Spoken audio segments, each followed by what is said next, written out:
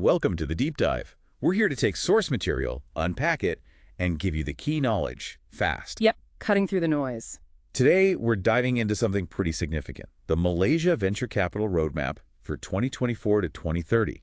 This comes straight from MOSTI, the Ministry of Science, Technology, and Innovation. Right. And the core idea here is to figure out, well, what's the plan for venture capital in Malaysia? Where is it now, and where does the government want it to go? Exactly. They're aiming high, trying to become a preferred VC hub in Southeast Asia. That's the big goal. Yeah. So, for our listeners, this is your shortcut to understanding a major economic strategy shift.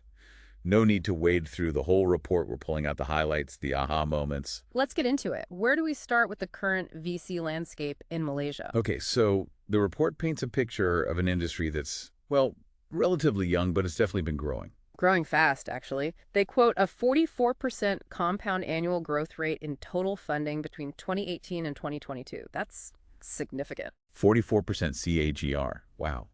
That definitely signals momentum. And it wasn't just the money, right? Deal volume was up too. Yeah, more deals getting done. Plus, they talk about the venture penetration rate.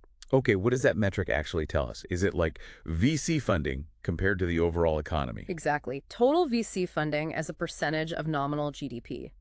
For Malaysia in 2022, it was 0.19%. 0.19%. How does that stack up? Well, that's where the context comes in. The report is clear that despite the growth, Malaysia still trails behind more mature markets. Like Singapore. Right. Singapore was at 0.57% in 2022, and South Korea, even higher, 1.26%. Okay, so a big gap. That really explains why they need a roadmap like this. There's room to grow, a lot of room. Precisely. And a really interesting point the report makes is about where the funding is coming from. Government funding has played a big role. It tripled since 2018, I read. Yeah, a threefold increase, which, can be good to kickstart things, but the report contrasts this with benchmark countries where private capital is usually more dominant. But the private sector did grow too, didn't it? Oh, absolutely. A solid 35.8% CAGR for private funding in the same period. So it's not like it vanished. And they mentioned the Dana Pinjana National Program helping with that. Yes, that gets a specific shout out. It was a matching fund initiative designed to pull in more private investment alongside government money. Seems like it did its job, at least partly. But the overall balance shifted. Dramatically. Back in 2018, public funds were about 67% of the total. By 2022, even with the bigger pie, the public share jumped to almost 90%. 90%. Wow. So private money grew, but public money grew much, much faster. That reliance is notable. It raises questions about long-term sustainability, which the roadmap clearly wants to address. Okay, so we have the funding picture. What about the people managing the money, the VC professionals? Yeah, another key piece. The report points out a gap there, too. Malaysia has significantly fewer VC professionals compared to Singapore or South Korea. Like how many fewer? Wow. Ballpark? The estimates are around 300 in Malaysia versus maybe 2,100 or so in both Singapore and South Korea. A big difference. Same story with the number of VC firms. Right. You need the people, the expertise, to actually deploy the capital effectively and, mentor the startups. Couldn't agree more. It's not just about the money, it's about the smarts and support that come with it. And the report also specifically talks about diversity, equity, and inclusion, DEI. That seemed quite prominent. It did. They explicitly mention wanting to create impact for Bumiputera and minority communities. There's a recognition of the economic significance there. And support for women entrepreneurs, too. Yes, and the numbers show why. Only 14% female decision-makers in Malaysian VC firms back in 2020. 14%. Oof. And funding for women-led startups, just 1% in Malaysia. Even globally, it's low, maybe 2%, but 1% is stark. Yeah, that really highlights the need for that focus. Okay, so that's the landscape. Yeah. Growth, but challenges in funding, balance, talents, and diversity. What are the main hurdles the roadmap identifies? They group them under 3 pillars. First is funding challenges. Which we've touched on the limited private sector part, the government dependency. Exactly. Also needing more strategic allocation of those public funds, and tied to the talent point, just not enough local VC professionals coming through. Okay, funding pillar covered. What's the second one? Regulatory reform. This bucket is quite full. Let me guess. Bureaucracy. Red tape. Sort of. Things like restrictions on cross-border capital flow makes it harder for international money to come in and out easily. Right. Lack, like a single source of up-to-date VC info. poor coordination between agencies, differences in tax incentives for onshore versus offshore funds. Okay, lots of friction points there. Yeah, and no unified legal structure specifically for VC funds, plus tough visa rules for bringing in talent. That does sound like a lot to untangle. Okay, and the third pillar. Capacity building. This basically means the support system around VCs isn't fully developed yet. Like, Fund administrators, valuers, tax advisors, accountants, people with deep VC-specific experience. Those functions are still nascent. got it. And they also mention exits, right? The difficulty in actually selling investments. Yes, that's noted too. A common problem for developing ecosystems, but still a hurdle. Getting those returns is crucial to keep the cycle going. Okay, so that sets the stage nicely. We see the growth, but also the clear challenges. Now, the roadmap itself, 2024 to 2030, what's the big overarching vision? Ambitious is the word. They want Malaysia to be a preferred VC region in Southeast Asia by 2030. Preferred. Okay. And get this, break into the top 20 global startup ecosystems. Top 20 globally. Wow, that's aiming high. What's the mission driving that? It's twofold, really. Unlock capital for innovation and build capacity to speed up ecosystem development. And underpinning it all. A supportive regulatory framework, basically. More money, better support systems, and clearer, friendlier rules. Makes sense. Have they set specific targets to measure success, numbers? They have increased that venture penetration rate from 0.19% to somewhere between 0.25% and 0.35% by 2030. Okay, a decent jump. Increase the number of VC firms by 25% from the 2022 number, which was 116. Plus, more VC professionals, naturally. More firms, more people. And crucially, establish that clear, consistent regulatory framework we talked about, supporting funding throughout the whole process. Right, so tangible goals. How are they planning to actually achieve this? What are the core strategies? 3 main strategies, mirroring the challenge pillars. Improve ease of doing business, improve funding accessibility, and elevate the VC talent pool. Okay, let's break those down. Strategy 1, improving ease of doing business. What specific actions are planned? First up, smoothing out cross-border capital flows. That means more transparency on the rules, maybe a specific foreign exchange policy or FEP framework just for VCs and startups. And faster approvals? And a fast-track process, yes. Make it quicker and easier to move money legally.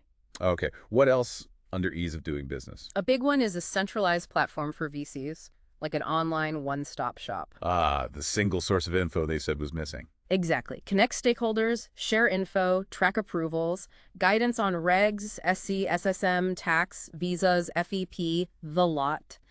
They even mention a dedicated liaison officer. A human contact point. That could be huge. Could really cut through complexity.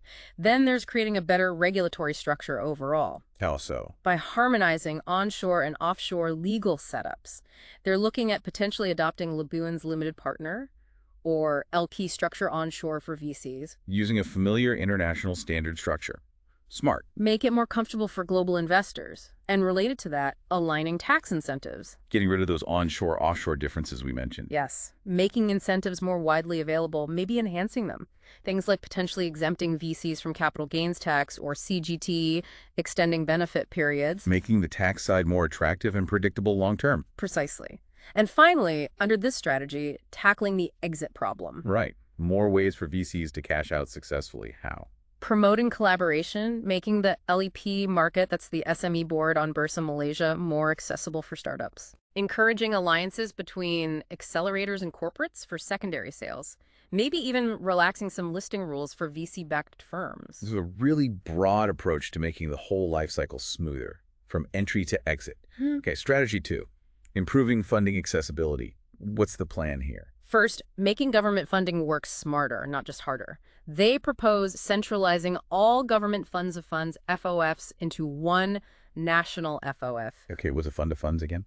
It's basically a fund that invests in other VC funds, not directly in startups. Spreads risk, reaches more managers. Got it. So centralize those. And also centralize or consolidate the government agencies doing direct startup investments. Reduce overlap, get more bang for the public buck. Streamlining the public side. Makes sense. What else? Making the government's matching FOF scheme more attractive to private players. Wow. Maybe moving to principles-based qualification, not rigid criteria, allowing lower matching ratios for key sectors, maybe lower requirements for Malaysian investment if there are other local benefits. More flexibility for the private partners. And maybe sweeter deals like enhanced upside incentives if the VC hits certain targets. A 5-year call option was mentioned as an example. Interesting. Trying to tilt the balance back towards more private participation. That seems to be the goal.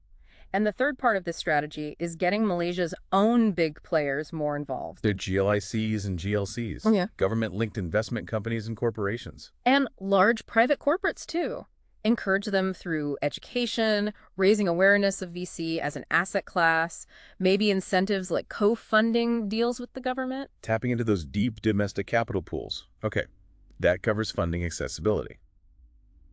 Now, the third strategy, elevating the talent pool.